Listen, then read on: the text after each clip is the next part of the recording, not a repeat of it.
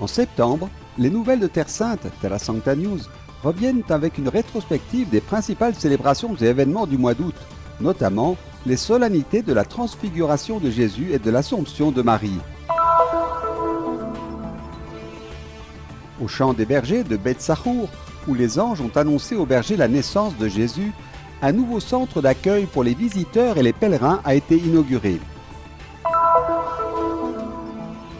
La 31e édition de la Marche franciscaine s'est tenue en Terre Sainte sur le thème « Avec François vers de meilleures relations ». La marche des jeunes de Rama au Mont Tabor.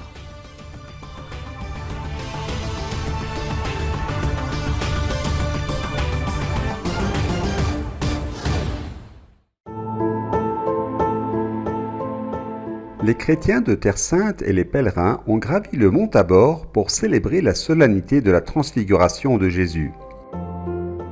Le Tabor se distingue des autres montagnes de Galilée par sa hauteur de 500 mètres au-dessus du niveau de la mer et domine la plaine environnante. Comme le veut la tradition, la célébration a eu lieu sur le site où les évangiles relatent l'événement de la transfiguration de Jésus. Son visage devint brillant comme le soleil et ses vêtements blancs comme la lumière.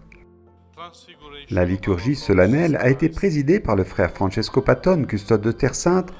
Était également présent le nonce apostolique pour Israël et Chypre et délégué pour Jérusalem et la Palestine, Monseigneur Tito Illana, Monseigneur José Villaplana, évêque émérite de Huelva en Espagne, le supérieur du sanctuaire, frère Ricardo Bustus, et les frères des autres sanctuaires de Galilée. L'homélie en arabe a été prononcée par le curé de Nazareth, frère Marwan Daides. La liturgie s'est poursuivie par la traditionnelle procession en direction de la chapelle Indecentibus, située à quelques centaines de mètres de la basilique. Celle-ci est aussi destinée à commémorer l'épisode relaté dans l'Évangile où, descendant de la montagne, Jésus ordonna à Pierre, Jacques et Jean de ne parler à personne de la vision qu'ils venaient d'avoir, jusqu'à ce que le Fils de l'homme soit ressuscité des morts. Dans ce lieu, des rameaux du chêne situés dans le sanctuaire du Tabor ont été bénis et distribués aux fidèles. Le custode de Terre Sainte et le supérieur du Mont Tabor ont exprimé un message lié à la beauté de cette célébration et ont invité les pèlerins à revenir en Terre Sainte. Frère Ricardo a également évoqué les dernières rénovations de la basilique.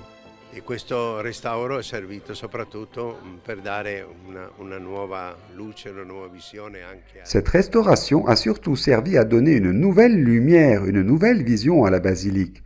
Dès que les travaux de restauration ont été terminés, les premiers pèlerins sont arrivés, apportant un signe positif, et nous voudrions donc inviter tout le monde à venir vivre cette expérience de Pierre, Jacques et Jean ici sur le Mont Tabor, celle de rencontrer Jésus et de voir leur vie changer. Quello di incontrare Gesù e quello di lasciarsi cambiare, di trasfigurare la propria vita.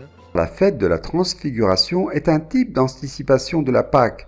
Ainsi, si les pèlerins viennent ici et gravissent cette montagne en contemplant sa beauté, ainsi que celle de la mosaïque de la transfiguration, et se sentiront également invités à regarder vers eux-mêmes, les autres, l'Église et le monde, avec des yeux nouveaux, ne voyant plus les choses laides et tordues, mais voyant le bien que Dieu opère et la beauté qu'il répand partout. Il bene che Dio sta operando e vedendo la bellezza che Dio ha diffuso ovunque.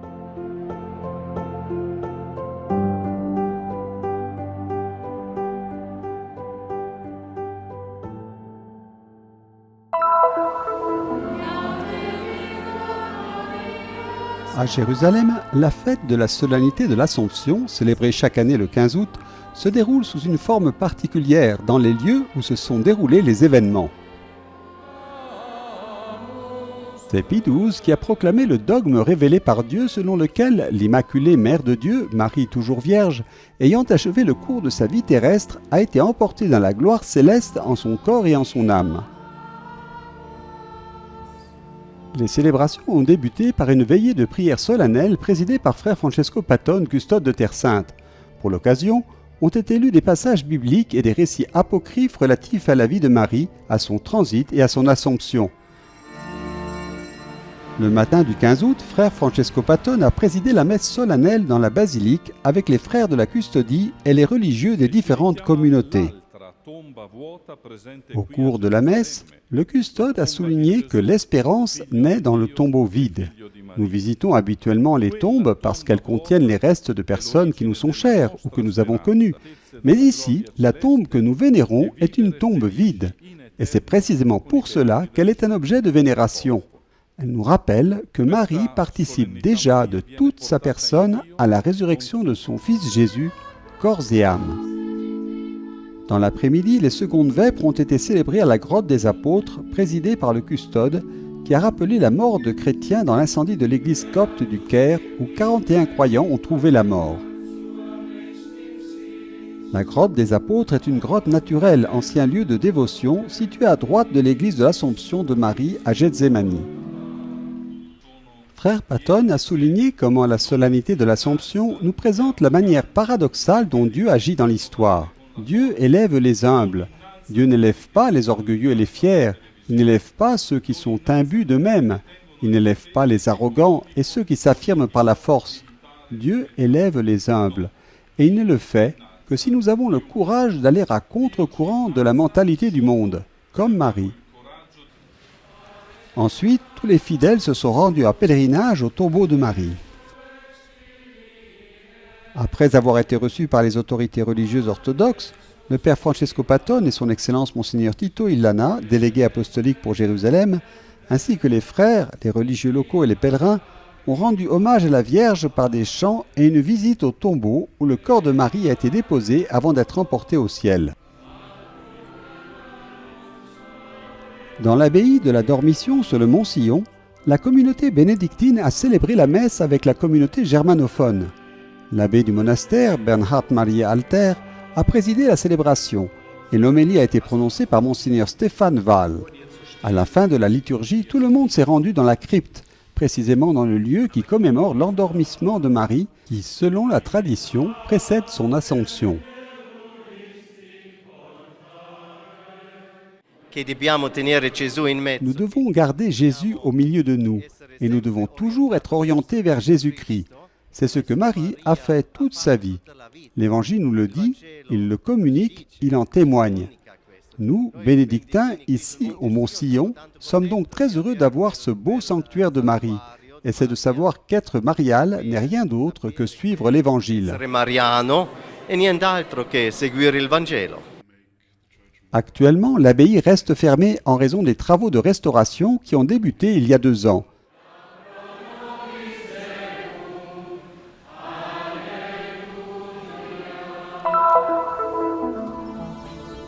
Sur notre site, les autres nouvelles du mois d'août.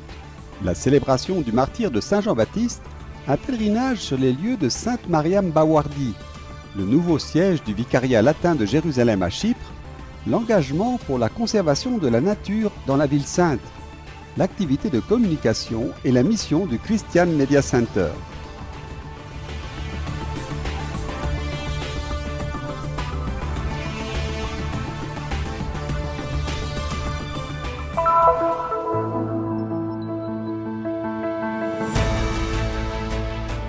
Au champ des bergers à Beit Sahour, lieu de l'annonce des anges aux bergers de la naissance de Jésus, à quelques kilomètres de la ville de Bethléem, le centre d'accueil des visiteurs, centre des pèlerins, a été inauguré samedi 27 août.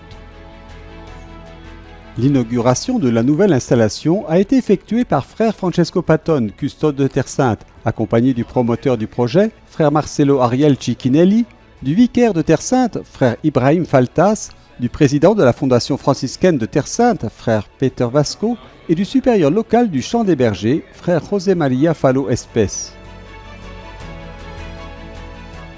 La ministre du Tourisme et des Antiquités de l'autorité nationale palestinienne, Madame Roula Mahaya, et un représentant de la famille Bethlémite qui a financé la construction de la chapelle de Palestine, Monsieur Naïef Gabi Mauge, étaient présents à la cérémonie. Avant la bénédiction des locaux, la ministre du Tourisme a pris la parole, soulignant l'impact positif que cette initiative a et aura pour la région en termes d'emploi et de perspectives de croissance du tourisme religieux en Palestine.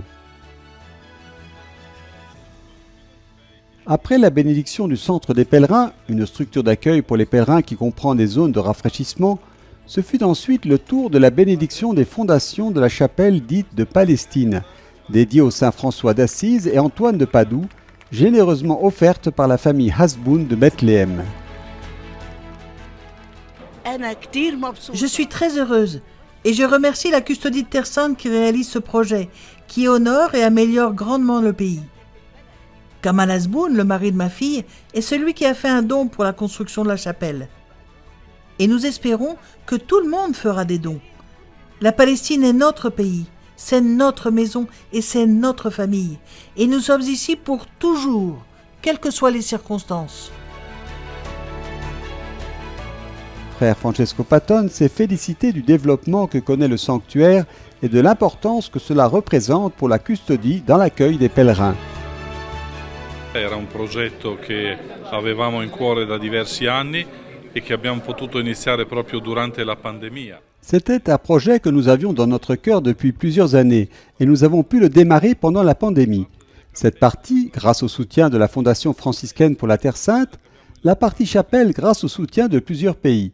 Celle que nous avons inaugurée ce matin, on pourrait dire le début des travaux, l'est grâce au soutien d'une famille originaire de Bethléem, et cela indique aussi l'amour des chrétiens locaux pour ce lieu, et le désir des chrétiens locaux de pouvoir inviter des pèlerins du monde entier en ce lieu, car le champ des bergers est l'un des sanctuaires les plus visités de Terre Sainte. Il campo dei pastori è uno dei santuari più visitati della Terra Santa.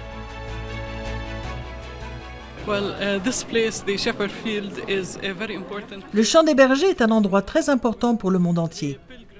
Les pèlerins et les touristes qui se rendent en Palestine viennent à Bethléem pour la basilique de la Nativité, puis ils viennent au champ des bergers.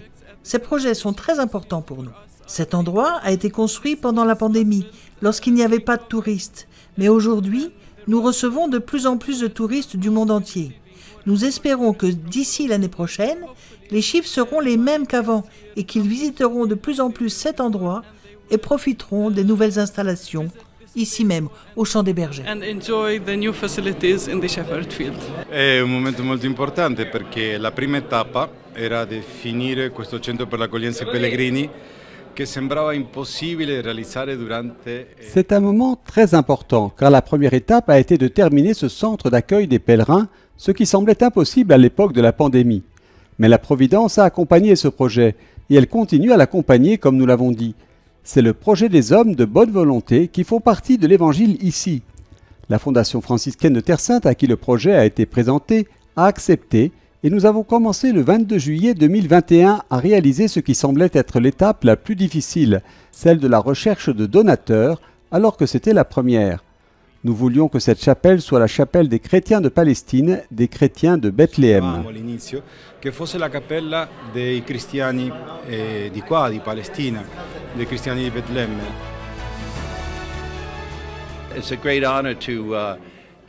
C'est un grand honneur pour les bienfaiteurs de la Fondation qui ont financé ce centre. Quand ils viendront voir le centre, ils seront très contents. Nous sommes donc très heureux que cela se soit produit. C'est un jour très heureux pour la Fondation et pour la Custodie de Terre Sainte.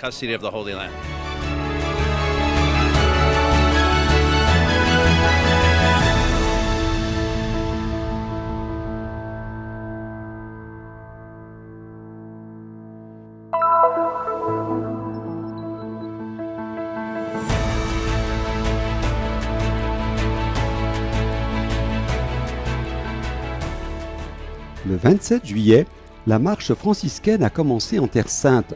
Lors de cette édition, la 31e, un grand nombre de jeunes ont participé en partant du village de Rama, puis en rejoignant Elaboun et Nazareth jusqu'au sommet du mont Tabor. Cette année, j'ai participé à la marche franciscaine, apportant avec moi de nombreuses questions sans réponse. Dans chaque homélie que j'ai écoutée, j'ai trouvé des réponses à ces questions.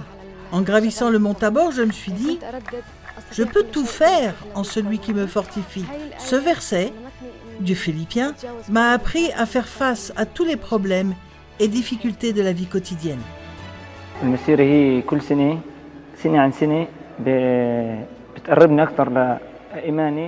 La marche m'a aidé à renouveler ma foi qui est Jésus-Christ année après année. Chaque année, pendant quelques jours, cette expérience me coupe du monde extérieur et me rapproche de moi-même et de Dieu. Chaque année, lorsque nous escaladons le mont Tabor, je refuse d'enlever mon sac à dos malgré son poids. Cela m'aide à penser à tous mes péchés. Quand j'arrive au sommet et que j'enlève mon sac à dos, je me sens libre, comme si mes péchés s'étaient envolés.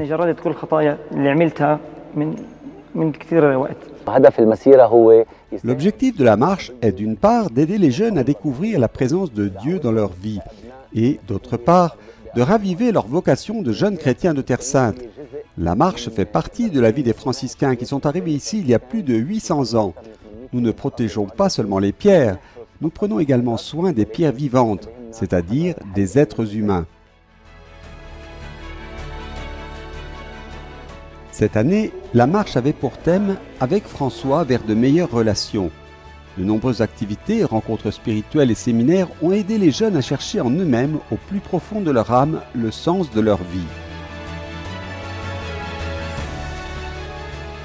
Père Raphaël Tim, responsable de la pastorale des jeunes, a souligné que cette édition était un équilibre des relations. Nous avons construit cette marche, a-t-il ajouté, sur le thème de la relation, car elle est un élément essentiel de notre vie. Dieu est une personne relationnelle et nous sommes créés à son image. C'est pourquoi nous avons voulu approfondir l'importance de la relation entre Dieu et l'homme et son prochain. Frère Francesco Patton, custode de Terre Sainte, a déclaré que la marche avait pour but d'aider les jeunes à découvrir la richesse des relations et d'accroître la capacité relationnelle. J'espère, dit Frère Patton, que les participants découvrent la profondeur de leur véritable identité, qu'ils soient capables de s'ouvrir les uns aux autres et de comprendre les besoins et les souffrances des autres. Je souhaite aussi, a conclu le custode, qu'ils s'ouvrent plus que jamais à Dieu, origine et finalité de notre vie. Malgré le poids du sac à dos et la fatigue de la marche, j'ai eu le courage de continuer sans me plaindre. Ce qui m'a encouragé, c'est que le Christ, après sa mort sur la croix, est ressuscité. Et nous, après toute cette fatigue, nous avons pu atteindre le sommet du mont Tabor et arriver à la résurrection en ayant été pleinement pardonnés. L'adoration avec le Saint-Sacrement m'a profondément ému. J'ai ressenti l'amour de Dieu de manière très profonde et j'ai vraiment l'impression de renaître. Nous traversons souvent des difficultés, des chemins étroits et chaotiques et nous pensons souvent à abandonner. Parfois, nous ne sommes pas en mesure de terminer le voyage, mais nous savons qu'au bout, il y a la joie et la bénédiction de rencontrer Dieu. À chaque arrivée, malgré les difficultés, il y a une joie et une plénitude extraordinaires. C'est ce que j'ai appris lors de la marche franciscaine. La marche s'est terminée sur le mont Tabor, une expérience qui a conduit ses participants à grandir et à se renforcer dans la vie. Un voyage, une expérience qui peut se résumer ainsi. Si tu trouves Dieu, tu trouves tout.